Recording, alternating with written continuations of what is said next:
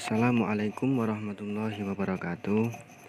Baiklah teman-teman semuanya, pada siang hari ini saya akan menjelaskan isi dari materi saya yang berjudul Organisasi Pengelola ZIS, Basnas dan LAS sebagai salah satu lembaga keuangan mikro syariah, definisi, aturan perundang-undangan dan manajemen, di mana tugas ini dibuat untuk memenuhi tugas mata kuliah Islamic Microfinance in Indonesia oleh Dr. Haji Ahmad Syakur, LC.MEI.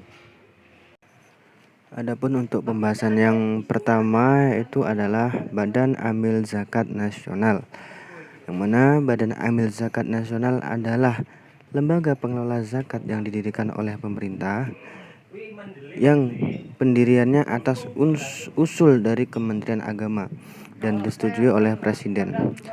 Sedangkan kantor pusat dari lembaga zakat ini berkedudukan di ibu kota negara.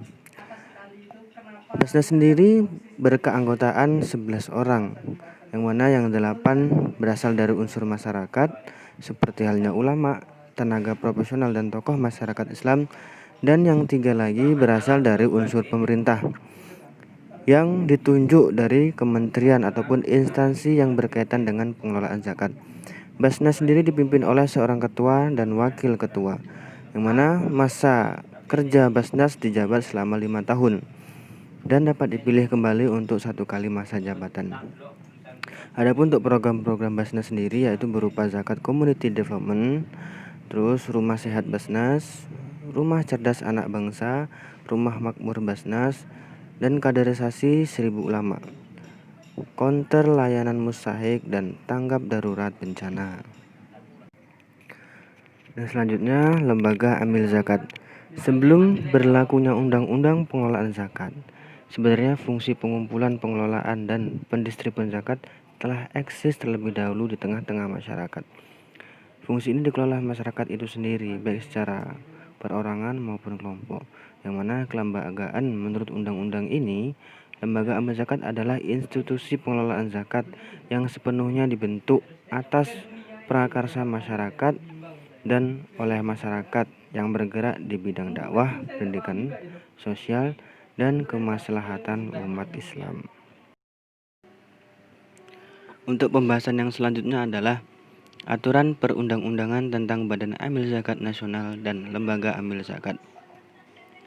Di Indonesia sendiri, zakat telah diatur secara khusus pengelolaannya pada Undang-Undang Nomor 23 Tahun 2011 tentang pengelolaan zakat, yang mana menurut undang-undang tersebut terdapat 2 badan yang berhak mengelola zakat. Antara lain, yang pertama adalah Badan Amil Zakat, yang mana di sini pengelolaannya dikelola oleh pemerintah. Dan kedua, Lembaga Amil Zakat yang khusus dikelola oleh masyarakat. Dalam konteks kehidupan bernegara, 2 lembaga pengelola zakat tersebut sangatlah berperan penting dalam melaksanakan pengelolaan dana zakat.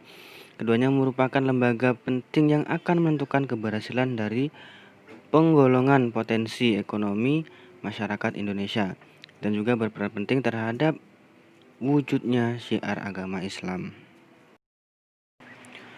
Dan untuk yang terakhir adalah manajemen Badan Amil Zakat Nasional dan Lembaga Amil Zakat. Pengelolaan zakat adalah kegiatan perencanaan, pengorganisasian, pelaksanaan, dan pengawasan terhadap pengumpulan dan pendistribuan serta pendayagunaan zakat. Bagian yang tak terpisahkan dari penggolongan zakat adalah muzaki dan harta yang dizakati mustahik dan amil. Manajemen zakat yang baik adalah satu keniscayaan. Dalam Undang-Undang Nomor 23 Tahun 2011 dinyatakan bahwa pengelolaan zakat adalah kegiatan perencanaan, pengorganisasian, pelaksanaan, dan pengawasan terhadap pengumpulan dan pendistribusian serta pendayagunaan zakat. Agar LPS ataupun lembaga pengelola zakat dapat berdaya guna, maka pengelolaan atau manajemennya harus berjalan dengan baik. Kualitas manajemen suatu organisasi pengelola zakat harus dapat diukur. Untuk itu ada 3 kata kunci yang dapat dijadikan sebagai alat ukurnya. Pertama adalah amanah. Sifat amanah merupakan syarat mutlak yang harus dimiliki oleh setiap amil zakat. Tanpa adanya sifat ini hancur semua sistem yang dibangun. Dan yang kedua adalah sikap profesional. Sikap amanah belum cukup, harus diimbangi dengan profesionalitas pengelolaannya. Dan untuk yang ketiga adalah transparan. Dengan transparannya pengelolaan zakat, maka kita dapat menciptakan suatu sistem kontrol yang baik, karena tidak hanya melibatkan pihak intern organisasi saja, tetapi juga akan melibatkan pihak eksternal. Dan dengan transparansi ini, rasa curiga dan ketidakpercayaan masyarakat akan dapat diminimalisasi. Mungkin cukup sekian penjelasan dari materi saya. Bila mana dari teman-teman masih kurang memahaminya, monggo silahkan untuk ditanyakan. Terima kasih. Assalamualaikum warahmatullahi wabarakatuh.